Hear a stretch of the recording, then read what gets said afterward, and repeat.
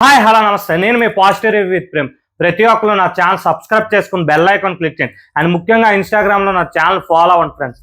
ఏదైతే ఈరోజు Saturday episode family week, సగం మంది ఫ్యామిలీ ఈరోజు రావడం జరిగింది. అందులో మొదటగా ఫ్యామిలీ వచ్చింది మన భరణి గారి ఫ్యామిలీ. భరణి గారి ఫ్యామిలీ వచ్చారు. భరణి గారి ఫ్యామిలీతో వాళ్ళ అమ్మగారు, మన నాగబాబు గారు ఏదైతే మెగా బ్రదర్ ఉన్నారో నాగబాబు గారు రావడం వచ్చింది. ఆయన వచ్చి మన భరణి గారికి గురువు చేయని మనకి ఎప్పుడు బట్టో తెలుసు. అండ్ వాళ్ళ అమ్మగారు వచ్చారు. వీళ్ళు ఏదైతే భరణి గారికి సపోర్ట్ చేస్తూ వచ్చి యాక్చువల్గా అయితే భరణి గారు అట మన ఏదైతే నాగబాబు గారికి మొదట కలిసినప్పుడు అట చాలా అగ్రెషన్. ఎందుకంటే మనకు కూడా తెలుసు చీలాసం శ్రవంతి అనే సీరియల్లో ఒక హైలైట్, ఒక క్యారెక్టర్, ఒక పర్సన్ ఎంత క్రూరంగా ఉంటారా అని బిరుదు తెచ్చుకొని సీరియల్లో ఒక గొప్ప మంచి క్యారెక్టర్ని ఆయన పోషించారు మన భరణి గారు. అలాంటి వ్యక్తి ఈరోజు ఎంత సైలెంట్ కంపోజ్డ్గా మారారంటే అది వచ్చి మన నాగబాబు గారు వాళ్ళేనట. ఒకప్పుడు ఏ విధంగా ప్రతి ఒక్కరికి కొట్టి చెప్పాడు, ఇదే ఇప్పుడు వచ్చి బిగ్ బాస్ హౌస్లో ఎంత మూగజీవిగా, ఎంత సాధు మనిషిగా ఉండిపోయాడేటి. మరీ తగ్గమని చెప్పాను కానీ ఎంత తగ్గమని చెప్పలేదని చెప్పి భరణి గారికి మన నాగబాబు గారు సజెషన్ ఇవ్వడం జరిగింది. అండ్ ఏదైతే మాట్లాడుతున్నావో అక్కడొచ్చి ఇంకా మాట్లాడమని చెప్పడం జరిగింది. అండ్ వాళ్ళ అమ్మగారు కూడా ఒకటే, నాన్న నువ్వేం బాధపడకు, నా హెల్త్ బాగుంది. దివ్యాకు వచ్చి చెప్పి అమ్మ నువ్వు జాగ్రత్తగా నాకు అసలు దివ్య గారు అదే బాధపడ్డారు. ఎందుకు అలాగంటే ఆయన ఒక అంత పెద్ద మనిషిని తను ఏదైతే కమాండింగ్ చేస్తుందో, తను ఏదైతే అరుస్తుందో అది ఇంట్లో వాళ్ళకి మ్యాక్సిమం నచ్చలేదని మనకు ఆల్రెడీ వాళ్ళు ఏదైతే భరణి గారు వాళ్ళ అమ్మాయి వచ్చాక చెప్పడం మనకే అనిపించింది. అండ్ తను వచ్చి ప్యూర్ బాండింగ్.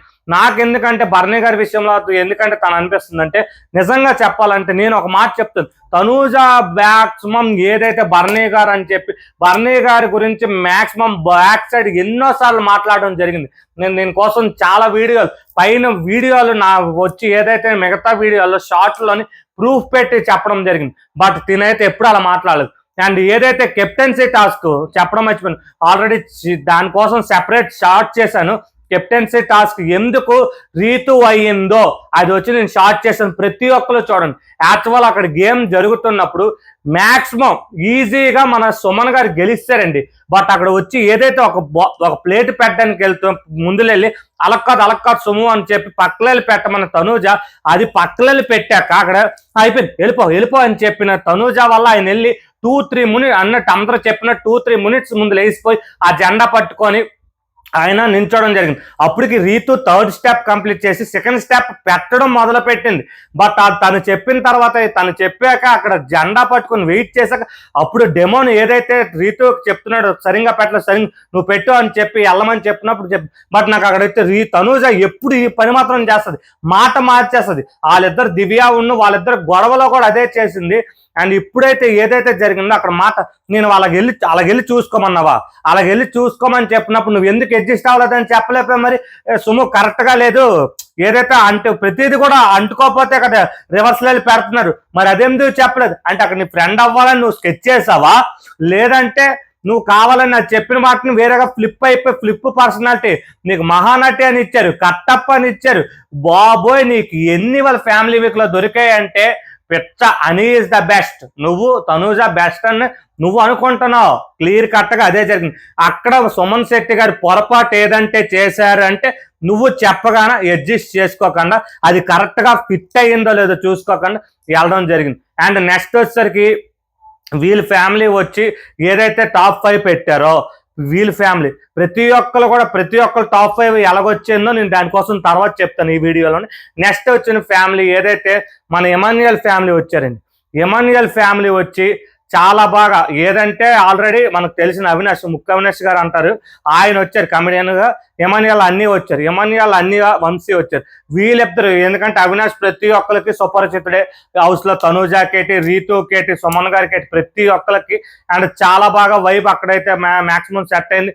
తను వచ్చాక కూడా నాగార్జున గారితో ఫన్ చేస్తూ అక్కడ ఏదైతే తను వచ్చి తనూజాకి మాత్రం మహానటి అని తనూజాకే ఇచ్చాడు. తర్వాత వచ్చి కట్టప్ప అని తనూజాకి ఇచ్చాడు. అక్కడ వచ్చి తనూజ మొఖం మామూలుగా అయిపోలేదు. అండ్ నెక్స్ట్ వాళ్ళు టాప్ 5 పెట్టారు. అండ్ నెక్స్ట్ వచ్చేసరికి ఏదైతే కళ్యాణ్ వాళ్ళ నాన్నగారు వాళ్ళ తమ్ముడు వచ్చాడు. నిజంగా చెప్పాలంటే కళ్యాణ్ మాత్రం ఈ ఎపిసోడ్ చూసాక హ్యాట్స్ ఆఫ్ చెప్పాలి.